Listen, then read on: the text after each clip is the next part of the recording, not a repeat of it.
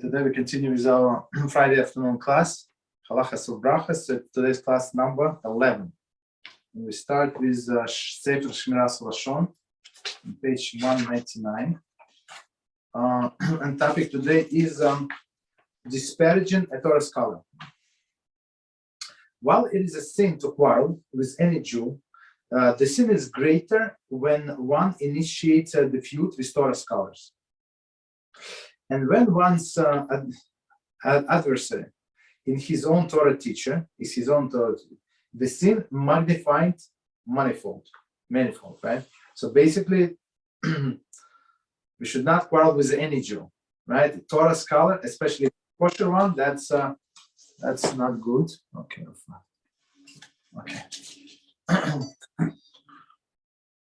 Just a second. Hi, Rufat. All right.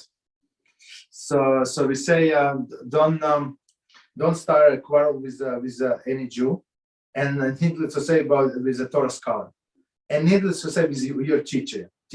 So many times students somehow they think that they just because they learn many books or whatever, they see many lectures. Sometimes it gets into their head that somehow they're better than teachers. I don't know why, but that's what happens many times. So that's a big problem. It is in this way. It is a way of the warning parties to discourage one another, right? Disparage one another, and it is regarding one who disparages a Torah scholar that our sages applied the verse for he scorned the word of HaShem and broke his commandment. That person will surely be cut off and sin upon him. Bamidbar 15:31. So basically, we see like it's an atomic bomb. So if you, the way I see it, if you don't agree with him, just go, just leave, just go somewhere, right? Don't have to argue with anybody, right? So one more time, Bamidbar say he scorned the word of HaShem, he broke his commandments. Right, that person will surely be cut off and the sin upon him. So basically, he goes against the Torah scholar. Torah scholar is a representative of HaShem. That's all he is. He's not probably he's not proficient in any other things. But Torah, that's his occupation. So he representative of HaShem. Person goes against Torah scholar. He goes against HaShem directly. Don't do it. Right, but what if a Torah scholar goes against Rabbi Yaron Reuven? That like says bad things about him, then what do we do with him? So many times just stay aside. Got it. Just stay aside. Rabbi Reuven is going to take care of himself. But if that person is not known apikoros, if he's apikoros, you can go against him. But if he's not, so don't get involved. Right? We had recently there is a Ponovich Yeshiva, I think, if I remember correctly. And it was one great rabbi, another great rabbi, and the students got crazy. They started beating each other, like kosher Jews. You understand? And they beat up one of the rabbis. He was bleeding. They were taking him from the yeshiva. It's not normal. I mean, these people, they have some arguments. This rabbi have arguments, but they never ask the students to go on take it on the next level. You understand? So don't get involved. Or ask rabbi, ask this rabbi, what do you think we should do? Okay. The Talmud relates in Shabbos 119b that the sin of shaming Torah scholars led to destruction of Yerushalayim. No more, no less. Right? As it is written, but they mocked the messengers of God, despised his word, and scoffed at his prophets. To the point that the anger of HaShem rose against people without possibility of abatement. Devrei Yamim 36:16. So basically, the people went too far. So all of these rabbis, I mean, if it's kosher rabbi, he represents Torah. What does he tell you? What does he teach you? Right? Only Torah. These prophets, the prophet. I mean, what I learned about the prophet, it's the most cursed position ever. So everybody hates him, almost everybody, right? But he does it because Hashem said so, and people against him, and they curse him, and they throw stones at him. You understand? One of them they kill even in the Beis Hamikdash. You understand? So it's to be a prophet, it's only l'shem shamayim. Okay, continue. The Talmud further states, Rabbi Yehoshua ben Levi said, whoever speaks disparagingly of a deceased Torah scholar descends into Gehenna. Okay. So it's Brachas 19a. So even about the life one, even about deceased one. Okay. So all right. So let's continue. So today we'll learn Halachot of Brachot. So here's the book. Halachot of Brachot.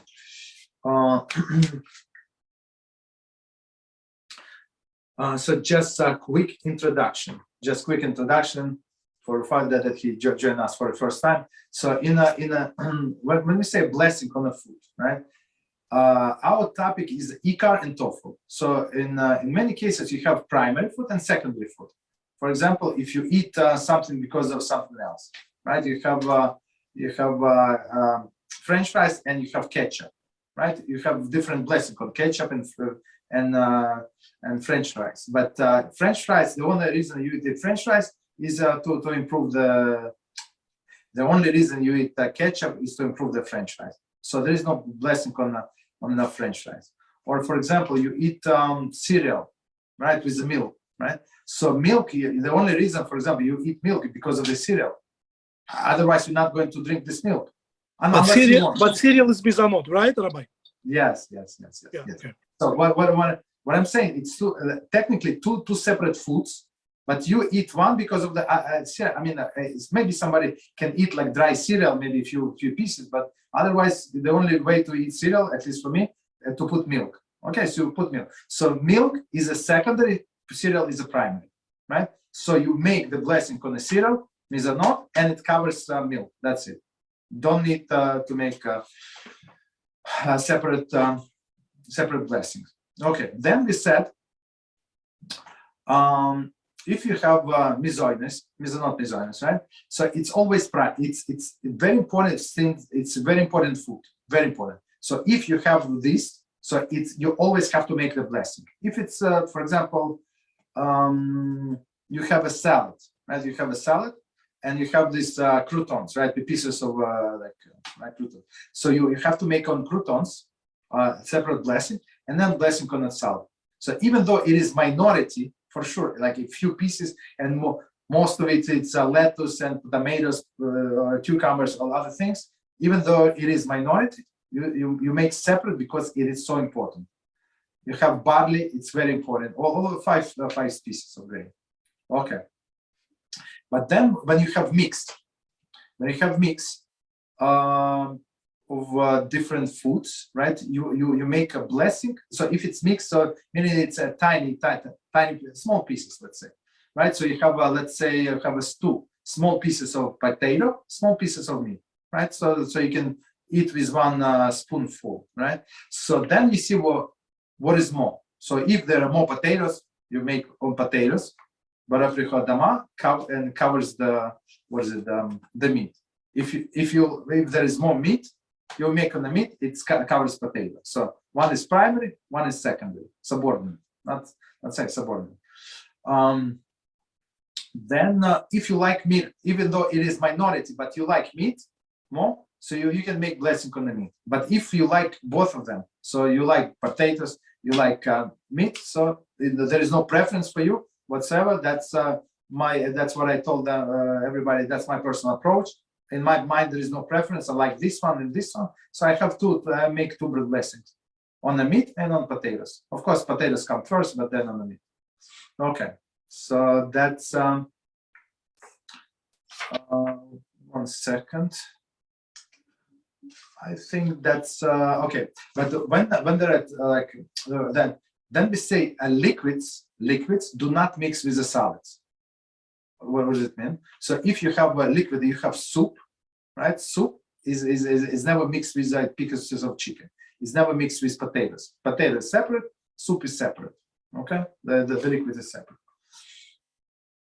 Okay, it's not topics of the soup, and we're going to. It's a separate separate chapter about what blessing to make on the soup. So just so you know, it's not so simple. All right, so we continue with ikar and tofu, meaning primary and subordinate, secondary.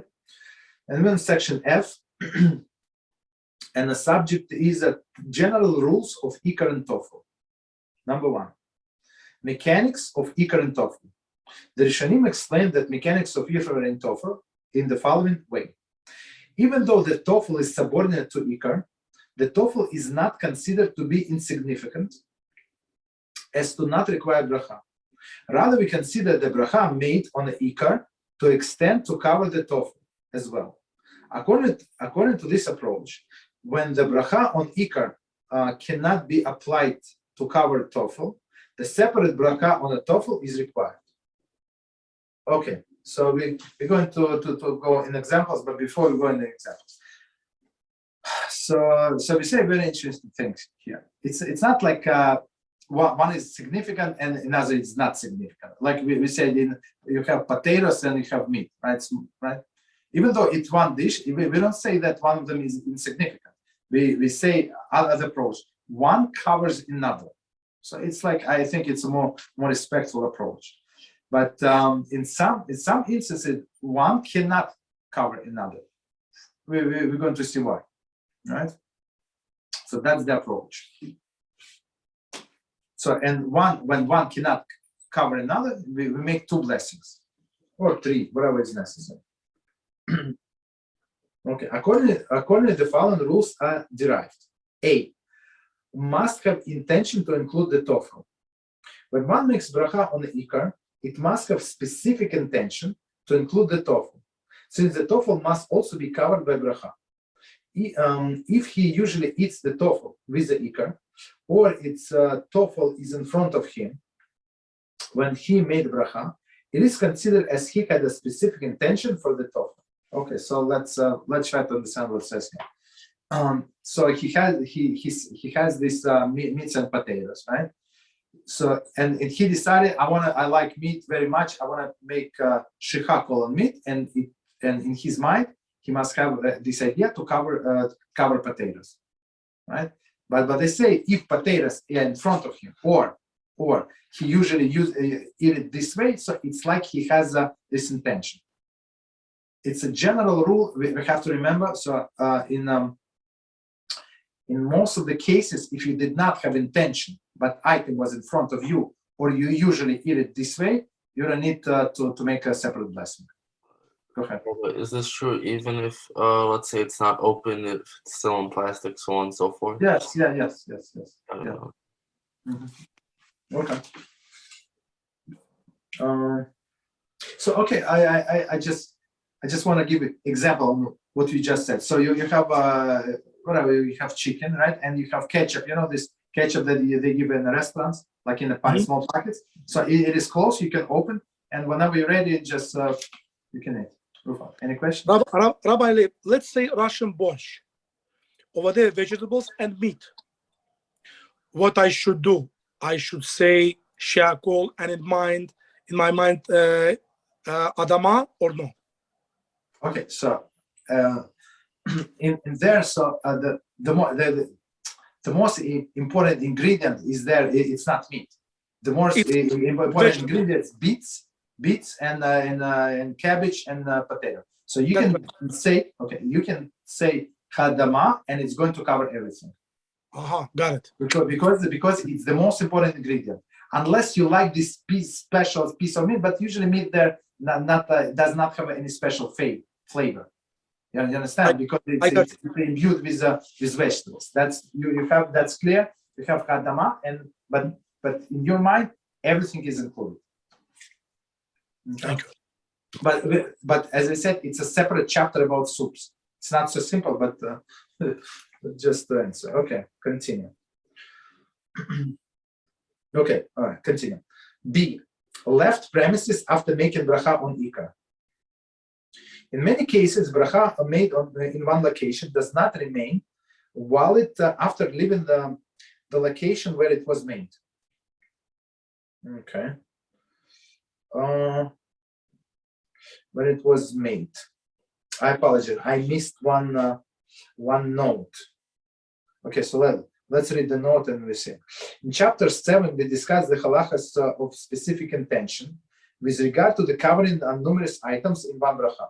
For example, one makes bracha on an apple, that that bracha will cover other types of fruit, which will subsequently be eaten, provided that he has specific intention for additional fruit. However, if at that time he makes bracha on an apple, he has no intention to eat additional fruit, and he subsequently decided to eat other types of the fruit, new bracha is required. Okay, so let's since they brought this example, and it's chapter 7 and we're in chapter 4, I think. Okay, so let's explain. So he has a bowl of fruit in front of him, right? And he has grapes, and he has apples and bananas, all of these things, peaches, right? And he decided to eat one apple. If he didn't have any intention whatsoever. So I'm hungry. I made the Brachot. I started eating apple. So technically, because as we said before, fruits are in front of him, he didn't have any intention to exclude these fruits. These fruits are included. So you need only one blessing. That's it. So only one blessing if it's in front of him. If he ate one apple and second apple is in the refrigerator, and he did not mean to eat second apple, it's not included. So if second apple in front of him, doesn't matter. I mean, on the table, he sees it, doesn't see it, doesn't make any difference. Actually, it does. He must see it like in front of him. So then it's included. What they say here. So if he had intention, for example, apple maybe not such a good example. So I'm on a diet. Let's say I'm on a diet. So I said I'm going to eat only one piece of chicken. That's it. So there is a big platter with the chicken. I took one piece. I finished one piece. So if I wanted to take second, I have to make separate blessing, because in my mind I made blessing on one. Usually, when you don't have any intention, you can eat the whole platter. You have eat all the eight pieces of chicken. You understand? So from our intention, everything changes. Our intentions of the Jew is an unbelievable thing.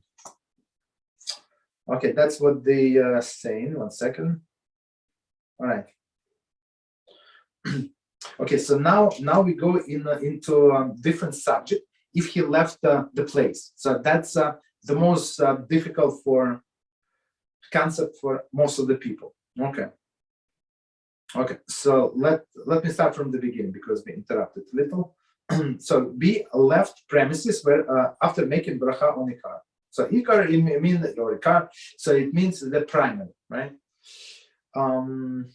In many cases, bracha made in one location does not remain valid after leaving the location that it was made. So you made the bracha and you went outside. That's it. This bracha no longer works unless you eat an apple and it was your intention that you started at home and you continue, or you eat cookies. You started at home and you continue eating in the car. So that's the different story. Okay.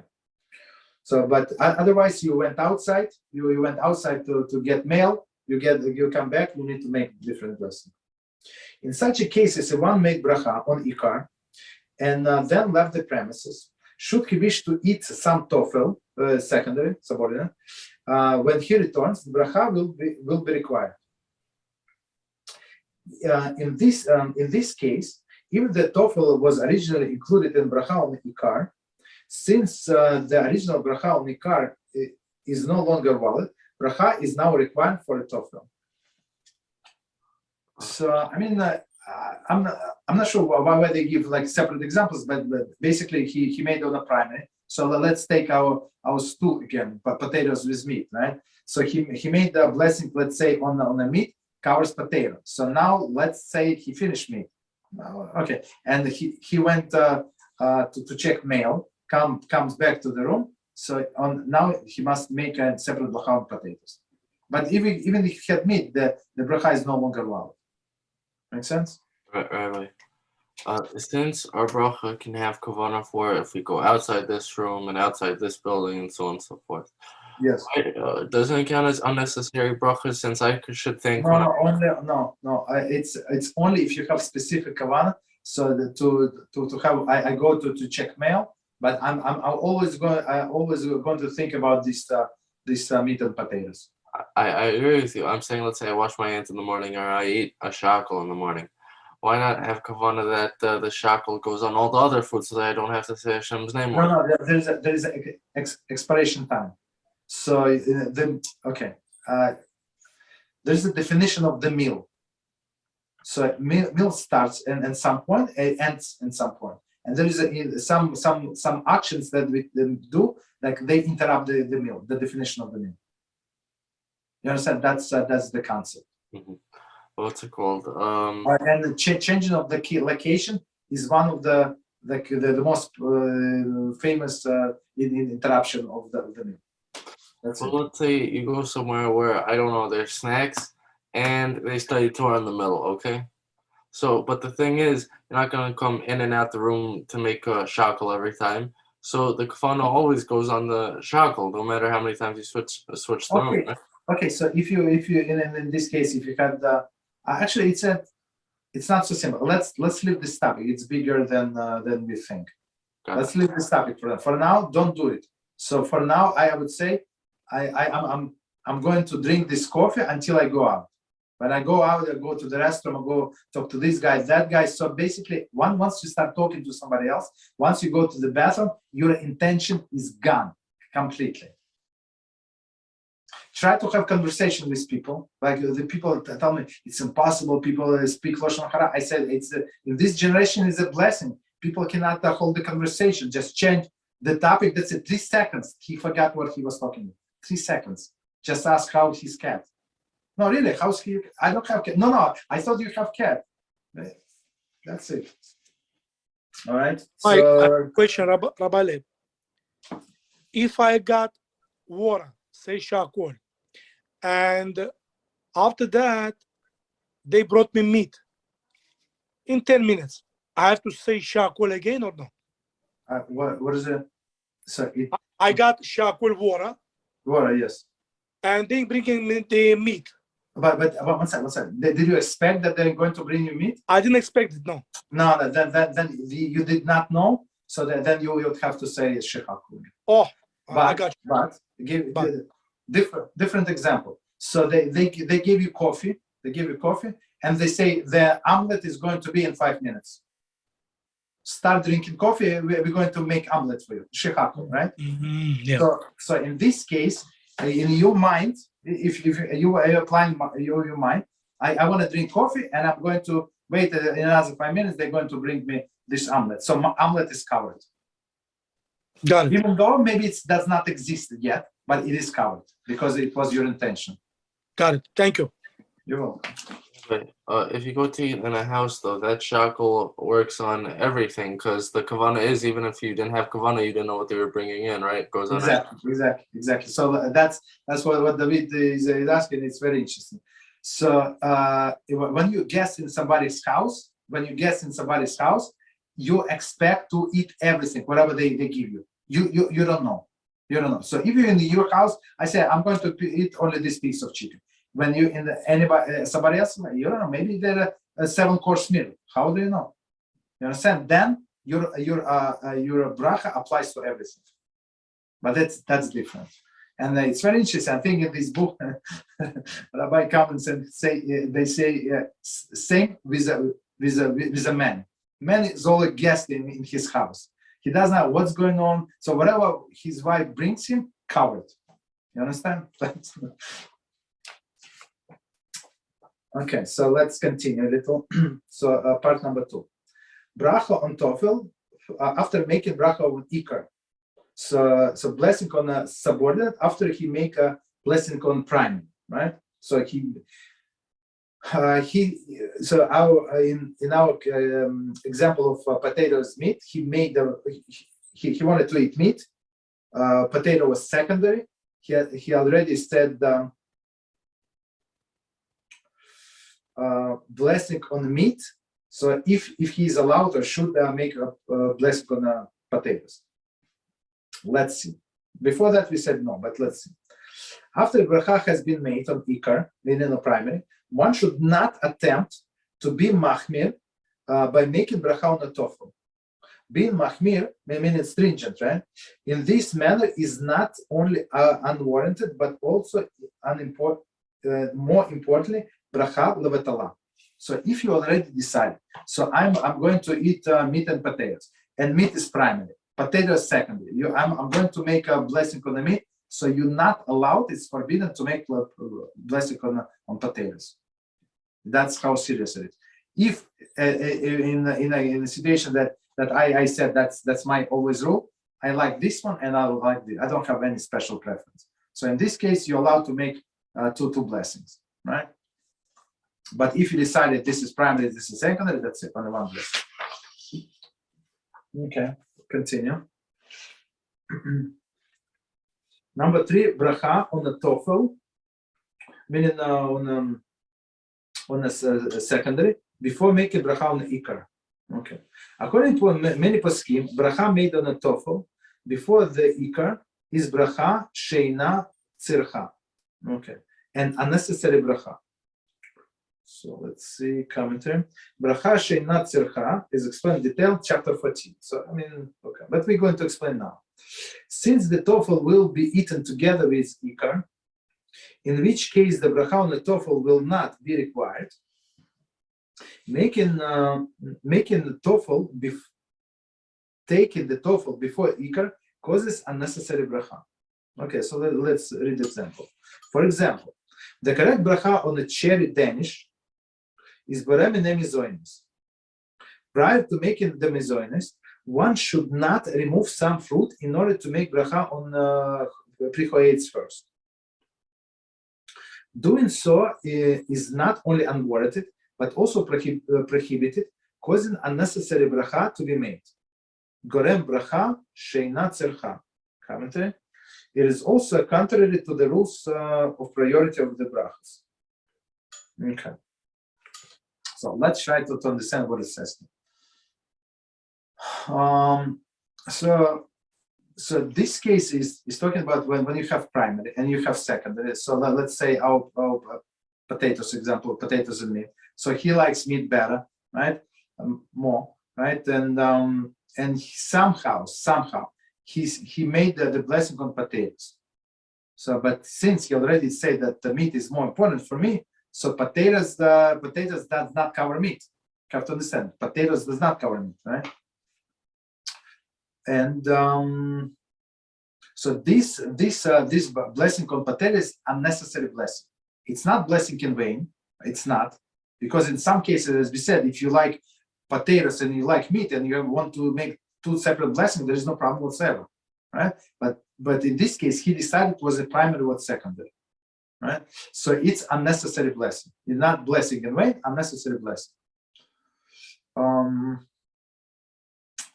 And blessing on these potatoes did not cover milk. Okay, so the example they give a cherry Danish, right? Cherry Danish, and on in the middle you have like cherries, right? Cherry jam or whatever you have that.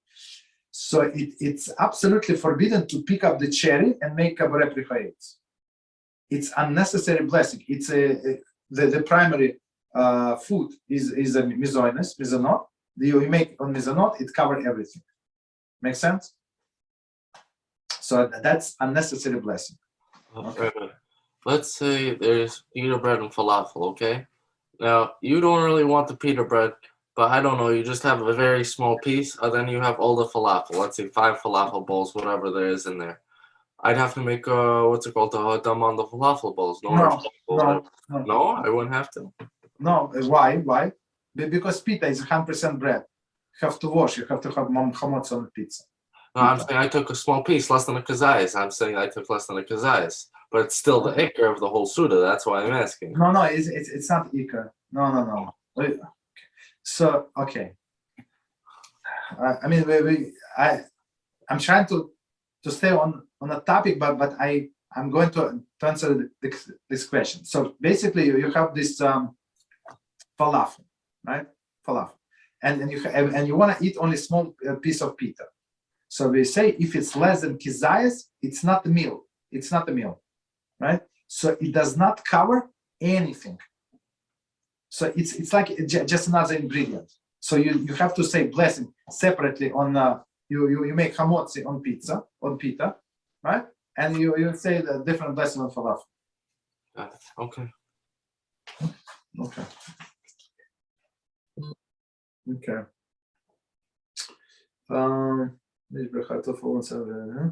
Okay, so continue. Number 4. toffel to a toffel. Okay, so secondary to second. What does it mean? If one food item is toffel to another food, which is still is toffel, it too is covered by bracha of the ikar. Let's say. Let's see the example.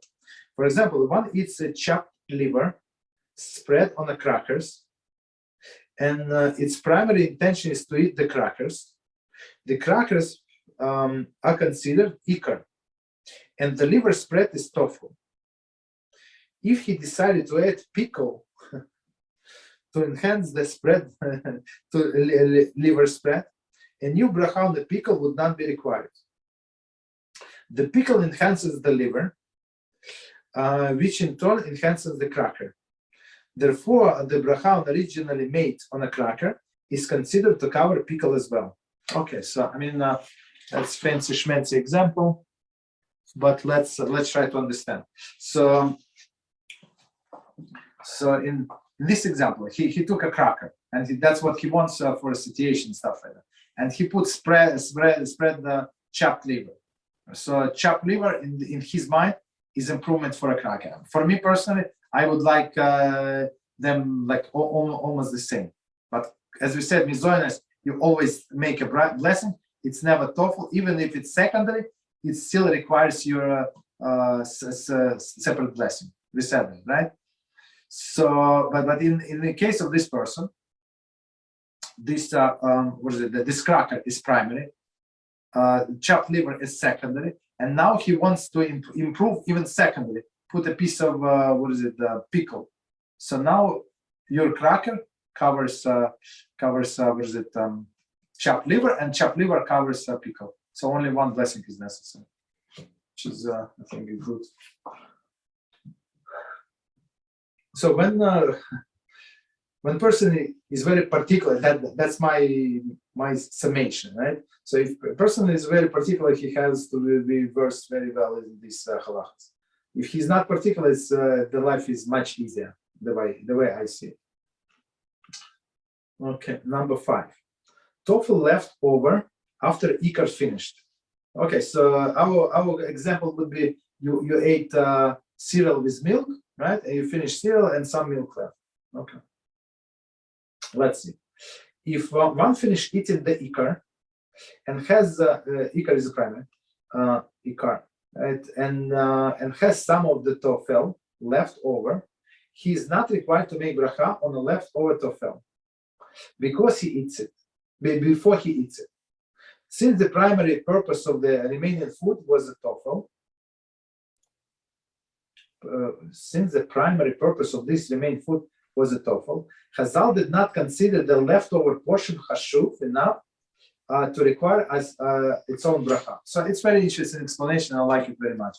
So you have this cereal, you have this milk, you finish cereal, and most likely, like in my case, it's always you have some leftover milk, right? So you eat this milk with a spoon and stuff like that. So this milk is not so important, so it's only leftover. So it's leftover from what you ate before, so they say no new blessings necessary. So it's very important not to make extra blessings. Go ahead, any question? I think this question is somewhat related. But that is with mizonos, right? Because we say you have to make a mizonos on dessert. But if you're still hungry, you don't make a mizonos on dessert, correct? Yes. Okay. So let's say I had the mizonos, but I had a 5-ounce dessert. I ate 3 ounces of it, but now I'm full. Do I have to make a bracha on the other 2 ounces, or is it kind of like the toffel over here where you don't have to make a bracha on it? I didn't get the situation. Why if you had 3 ounces and why? Okay, go ahead. I didn't get. I had a 5-ounce dessert. Okay. Yes, 5 ounce dessert. Yeah. Now I made a bracha b'rayminei mizonos. I ate 3 of those ounces. Okay. Now I'm full, but I still want the taste of this though. I still, it's left over. I don't want to, just leave it over. So this other 2 ounces, do I have to, what's it called? Does it count as a different Suda or no? No, it's same. It's all the same. It's covered, 100%. About I just want to add to what you said one more scenario when you don't need to make a blessing on the dessert. So if you always eat dessert or in your meal. So if on Shabbos, like every like Friday night, let's say every Shabbos morning, like after you finish your Seudah, you always take a piece of cake. That's your tradition. Then it's automatically covered. You understand? Because it's a very important rule. So if you're constantly doing it, whatever you do, it's your habit. It's like you're in your mind, you're expecting it. So it's automatically covered. So, but for example, for me, sometimes we have cake, sometimes we don't have cake. Sometimes I'm hungry, not hungry. So in this case, since it's not part of my Seudah, so I always make a separate blessing on the cake. Wait. Does it have to be necessarily a cake? Let's say I always have a cake. Okay, I understand. Then I don't have. No, ice cream. It could be ice cream. It could be like fruits. Okay. But let's say I just know that in general, I generally have dessert. Doesn't have to be I always have ice cream, so on and so forth. I just have dessert. So is it covered even though I don't know if it's going to be this dessert or that dessert? You know. That's a difficult situation. I don't know. So it's very unspecific. But if I go to a place and I know they usually serve me dessert, I don't make them as going to serve chocolate on it. So if you have this intention, because it's not your habit. If you have it, meaning that you're in your house and you know for sure it's going to be so, and you always eat because you always enjoy it. That's the thing. So why do I see so many families? They always make a shackle at the end of on Shabbos. They always make a shackle for dessert. Always make. Always. Okay. On what? Let's say I don't know. Let's say they have ice cream and it's a shiloh to them because they want to go through a Moshe too, so they get a piece of gum or whatever, a small jelly bean. Then they make a shackle on the jelly bean. But it always usually comes with a Seudah at the end of the Seudah because if you have ice cream at the end. Okay, so it's not necessary, but if they want to go by that opinion, so basically in their mind, maybe I'm going to eat, maybe I'm not going to eat. Mm-hmm. So and it's every time like that. Okay, so basically, in general, on Shabbos, if you go to a certain place to eat all the time, it's better not to make. It's not your tradition. Since they usually do the same thing. It's not your tradition. Not my tradition. It's maybe their tradition, but not your tradition. But what if my tradition is to go there for Shabbos? So meaning what? Maybe you're going to eat, maybe you're not going to eat. Maybe they're going to serve this time. Maybe they ran out of ice cream. How do you know? But what is so? In order to include something, you should know, or at least that they serve them.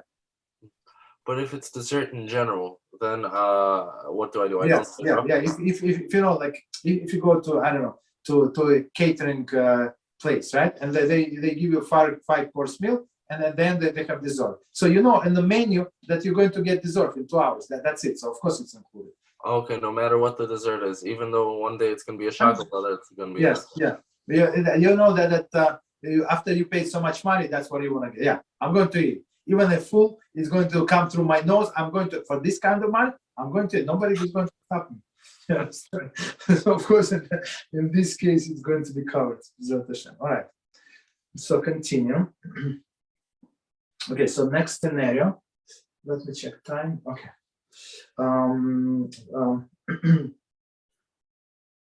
Okay, number 6. Bracha achrana for ikar and tofu. So achrana is a ending blessing.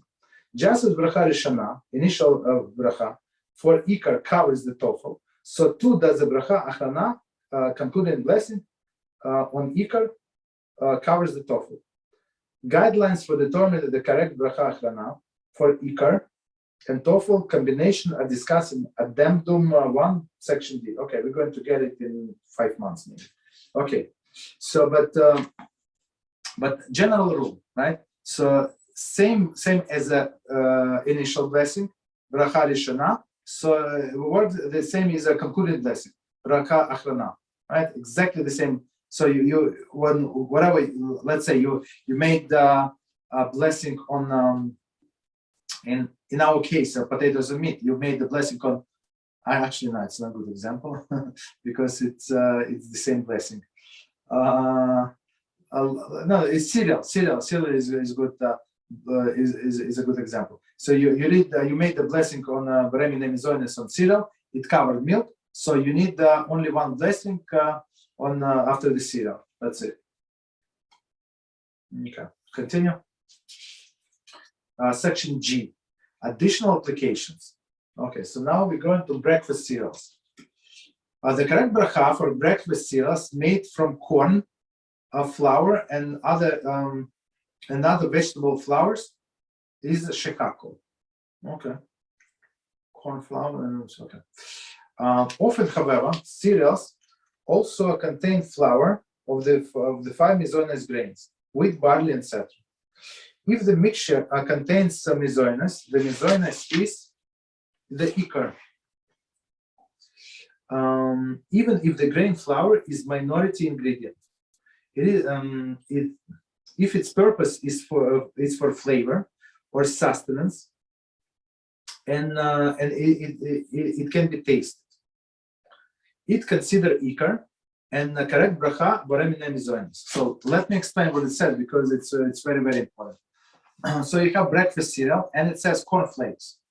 So don't jump to any conclusion just because they told you it's cornflakes that is actually from corn flour. No, I mean there is some corn flour most likely, but it's not guaranteed. So what we should do, we should check the ingredients, and if in ingredients it says one of the five species, most likely it's wheat. So wheat is cheaper than it's the cheapest ingredient, right? Usually. So and even if it's minority, well, let's say it's more of the corn flour, even wheat is minority, you still make a blessing on miscellaneous, because on the corn flour you say shechakol. You understand? Very good. So that's about cereal. So don't be like fooled by whatever they call it. Always look in breakfast cereals. Check ingredients. Okay. Next one, fried fish. Number 2. We have seen that if one of the ingredients of the single entity is a miscellaneous, right? The miscellaneous is a ikar, provided that is being used as a significant way. Okay. So if it's miscellaneous in significant way, it's always primary. If it's not in significant way, it's not primary, but we still make a blessing. The example as I gave in the salad, they have these croutons, right? Croutons primary is majority, absolutely not. But since they are miscellaneous, you have to make a blessing. You have to make separate blessing on them. So the issue is that we encountered, right? If you buy these croutons from the store, right? So they always miscellaneous. Why? Because they were made for this purpose, for the salad, period. When you make croutons by yourself, it's never miscellaneous, never. Because like we have this bread leftover, right? We just cut it in pieces, in cubes. You dry it in the oven, and that's it. You have croutons, right? But these croutons were made originally as a bread. So on these croutons, you have to wash your hands, even though you don't eat enough to make hamotzi, of course. I mean, we can still eat a lot, but you must wash your hands, or eat it during the bread meal, whatever you want. So okay, one more time, the intention of the manufacturer is very important. If in their intention, it was never bread; it was some snack, right? Okay. Continue. So now we're talking fish fried in the flour, right? There is a difference of the opinion among the poskim with regard to the appropriate bracha for a fried fish, right? What does it mean? Fish dipped in a thin coating of the flour or matzah meal and fried. So that's what we do, right? You dip it in an egg, right? And then you dip it in the flour and you fry, right? So basically, the question is, if you need to make separate blessing on this thing, nobody actually thin coat of this flour. Okay. According to some poskim, since miscellaneous is added to give flavor, it is considered ikar. So meaning it's primary, right? According to this view, the appropriate bracha For a fried fish, boremine mizoinis. That's tough bracha. Let's see. Other poskim are of the opinion, but then a thing called of mizoinis is added to fish. Mizoinis is not being used in significant manner, and is therefore is not considered the ikar. According to this view, the appropriate bracha is shechako. Okay, commenting. Regarding what to do in a case of bracha questionable, see chapter 16. Okay, so let's finish reading, and I'm going to explain what to do. The appropriate bracha for products made with a thick mizoinis coating, however, such as fish made with a thick butter, dipped coating, like they sell it in the store in a freezer section, right? Coating is boremine mizoinis, according to both views. Since the thick coating is definitely added to give sustenance and or flavor. So when I think they call it chicken fingers, right? Like right. So it's like thick coat and inside little piece of chicken. Or not chicken, fish. Doesn't matter. Fish, chicken. That doesn't matter. Right. So if you have a thick coat, so you say boremine mizoinis, and it covers chicken inside or fish inside, right? But if it's only thin coat, right? So as we say, you put you dip the fish in an egg, and then you dip in a flour and put it on a frying pan. So some say it is mizoinis, but for me I would go by the second opinion, say it's not mizoinis. It's not. It's too little of the flavor, right? So I would say shechako. But if in this case, when a thick coat, for sure it's going to be mizoinis. That's everybody agree on that. Continue. Number 3, onion rings.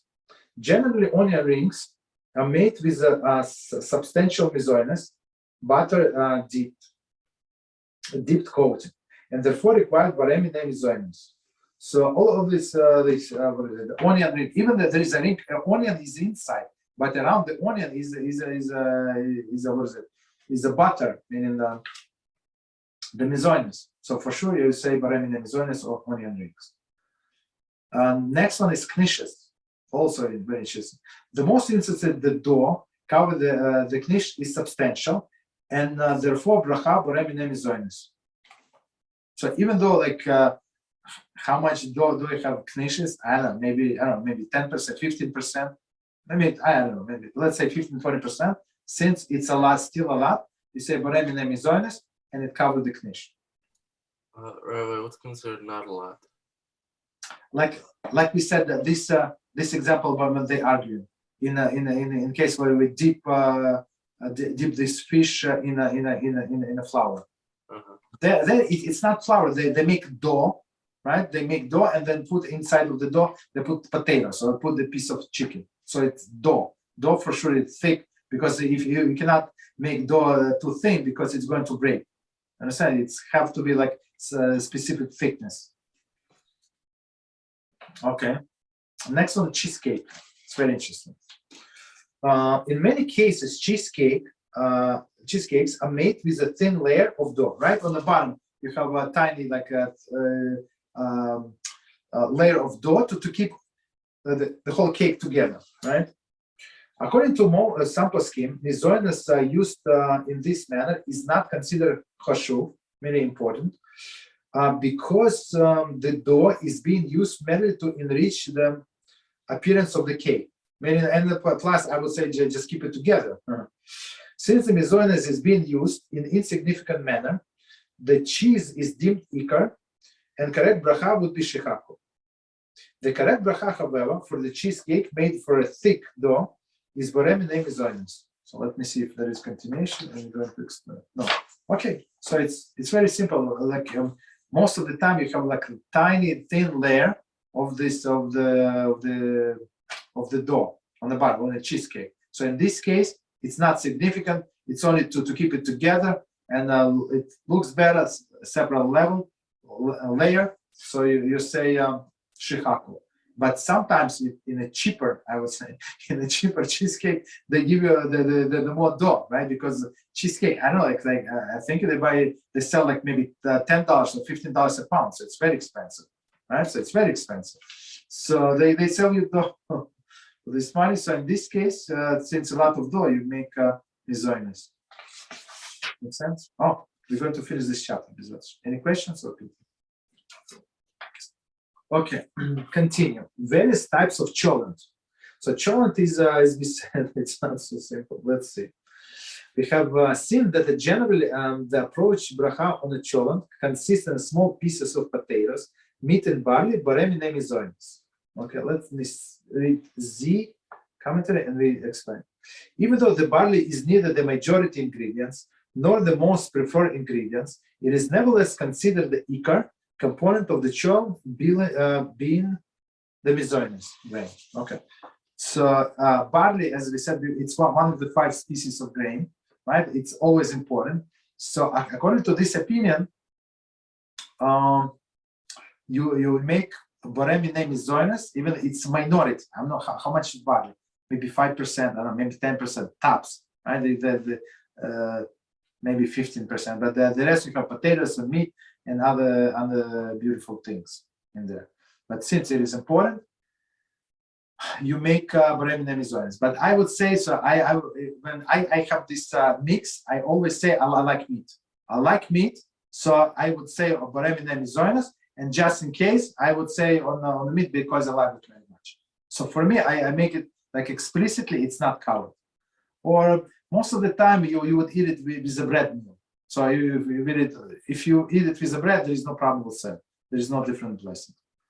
Or there is always solution, as we said before. I forgot to say, in all of the questionable situations, you have all the questionable situations, right? So the solution is make blessing on something else. Don't start with a cholent, start with a salad, right? Start with a tea, right? So or with water, water is not a good example. So start with the tea, and in your mind, say, I'm going to make blessing on a tea, and it should cover meat and a cholent. Okay. So even though you say boremi nemizonis on this on this barley, it would cover the rest of the cholent. So to be on the safe side. Understand? Okay. So let's they say it is important to know that if the cholent consists of large pieces which are not eaten together in the same spoonful, okay, or forkful, it is not considered single entity, and the various components are required their own separate brachos.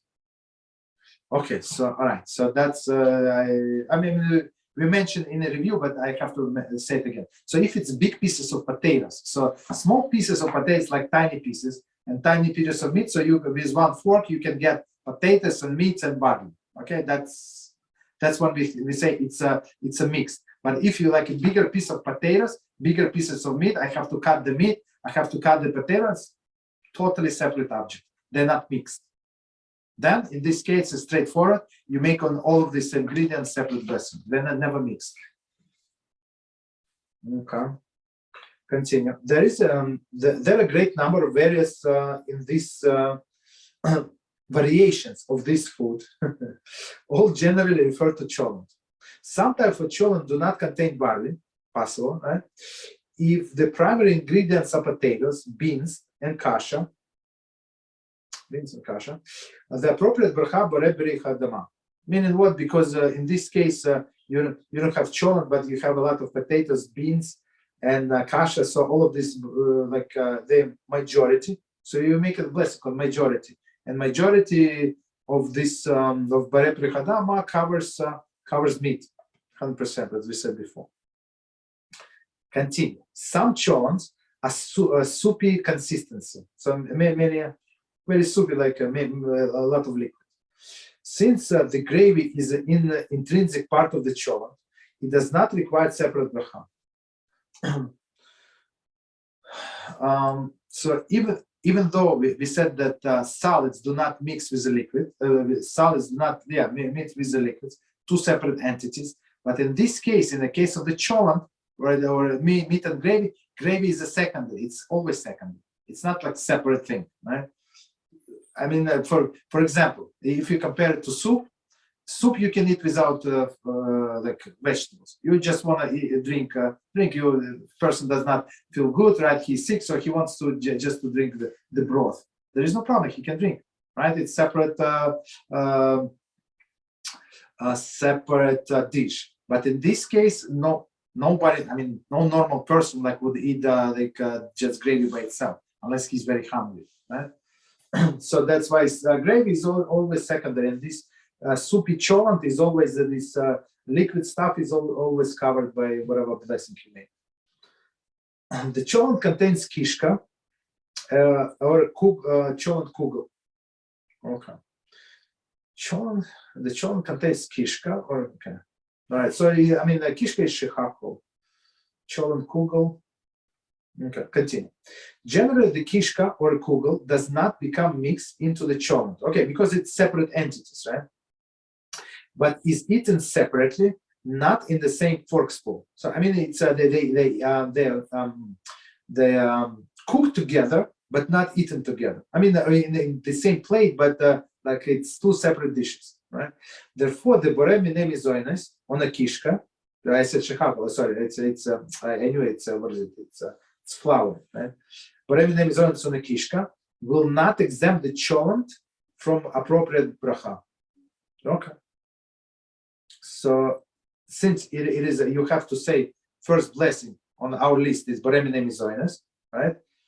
You say on a kishka, but it does not cover the cholent because it's two separate dishes. Okay. It's very this kishka very unhealthy food. Delicious but very unhealthy. Don't do it. Don't try it at home. Some cholents contain large, and I think it's anti-spiritual. The way I see it's anti-spiritual because you get it heavy, you want to sleep right away, and you're going to miss the Torah learning because of this. Some cholas contain large potatoes of large portions of meat or chicken. Large, right? Such a pieces of meat not being part of the single entity requires shechako. As we said before, it's large pieces never mix. So like I have I don't know, chicken thighs. So it's never mixed with the rest of the cholent. Okay, so let's stop here. We go to the questions and that's it. All right. Any questions? Yes. We finished chapter number 4. Mazel tov for us. Okay. Rabbi, can you show me the book again? I'm going to see the book. Maybe I'm going to buy this book. No, I'm going to send it to you. Yeah. Thank you very much, Rabbi. Thank you. Yes, it's amazing book. All the details. Yeah, go ahead. Yes. So he says, Messiah, when you're hungry, you don't make. One second. Oh, sorry. Okay, go ahead. You don't make a Zionist if you're still hungry. My question is, you don't make the Zionist. Oh yeah. Okay. So yeah, okay, go ahead. I apologize. Go ahead. Yeah. Okay. So what's it called? But in that case, dessert. Everybody for dessert, they're still hungry for dessert. For chicken, no. For everything else, no. How over here? How are you supposed to not be hungry for dessert? Only if you already had dessert, you don't want more dessert. But there's a line in the Talmud Brachos that doesn't matter how much you eat, doesn't matter you overeat 7 times. When you bring the dessert, you're always hungry. But we say what we're trying. I want to explain the big idea what David is asking. So if it's a part of your meal, it is covered by original blessing. For example, I have a piece of bread, one small piece of bread, let's say 1 ounce. There is no problem. I wash my hands. I don't make a blessing, right? On the washing, I make hamotzi and I start eating, right? But what else I had? I had some I don't know, like a little salad, and I have a piece of cake. So I knew that this piece of bread is not going to be enough. This little salad left over from yesterday, not going to be enough. So basically, for my satiation, I need that this 1 or 2 pieces of cake. So in this case, these 1 or 2 pieces of cakes included in my meal. I don't have to make separate blessing on mizonos because that's what's originally planned of my meal. You understand? Right? But the David is asking. So if I had bigger meal, right? I have normal meal. I have few slices of bread. I had the soup and chicken and potatoes and salad. I have all those beautiful things, right? And now, how do I determine if I'm going to eat this extra cake for satiation or because I want something sweet? It's a good question.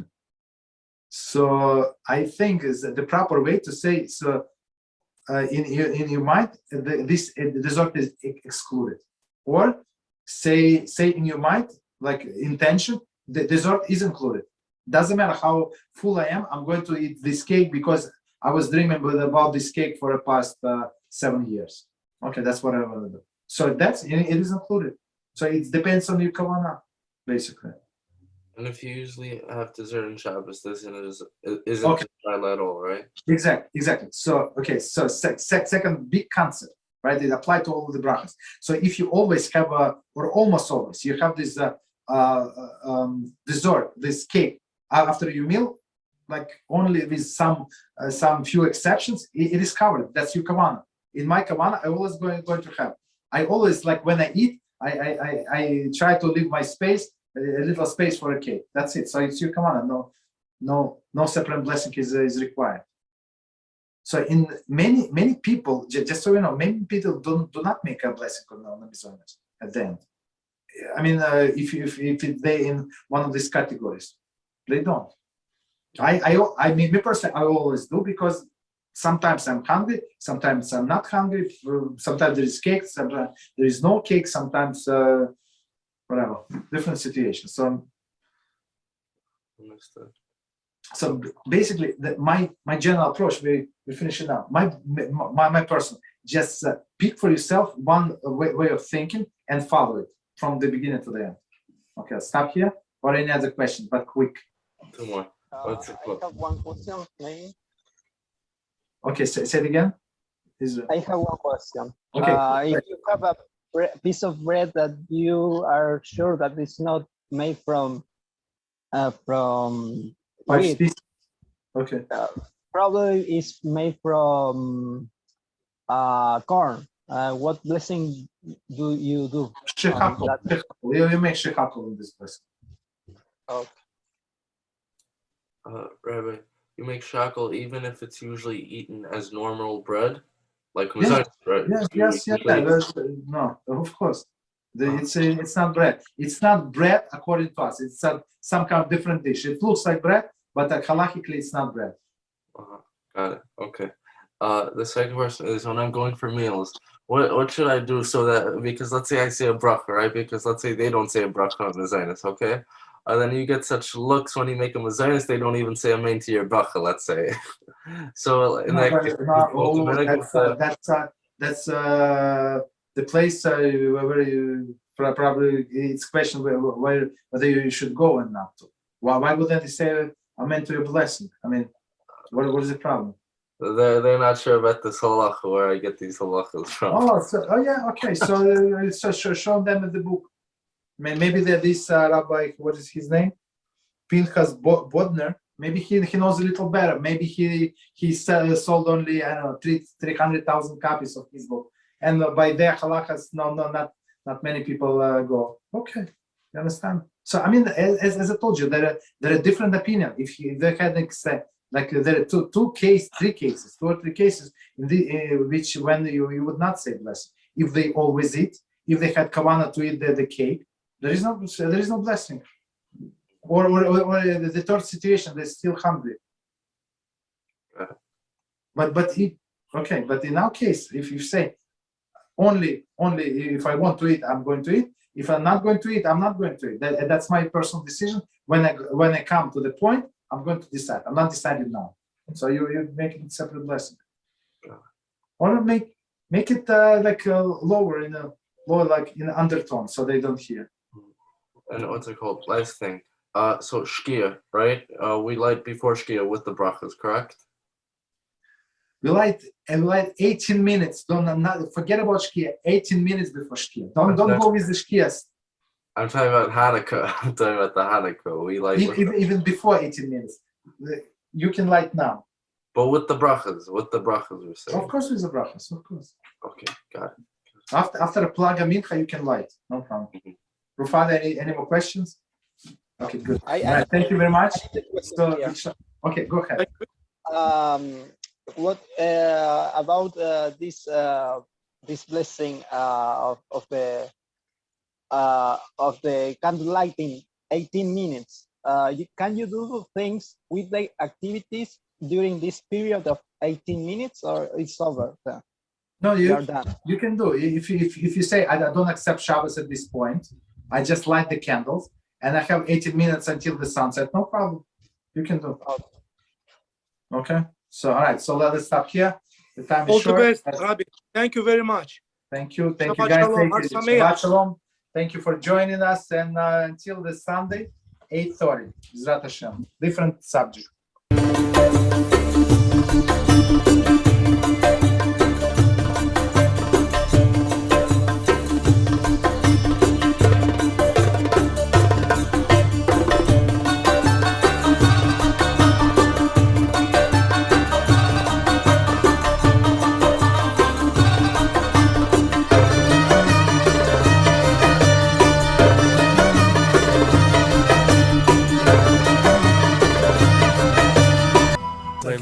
אני מברך את הרבנים, רגע.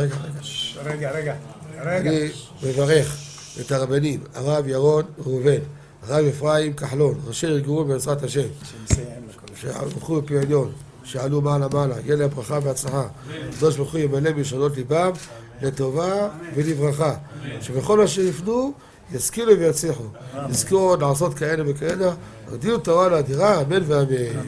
בעזרת השם רשת בכל הארץ. הוא היהודי הזה, הוא היה מיליונר, סגר את כל הביזנס, אמר אני משקיע פה בעולמה של תורה. איפה הוא גר? בפלורידה. פלורידה, איפה זה פלורידה? באמריקה. באמריקה. כן, ליד. אנחנו שם עכשיו הולכים להקים קהילה ספרדית. חזק אותו בשמי. קהילה ספרדית גדולה. תעבירו מה שבירכתי אותו. כן, קהילה ספרדית גדולה.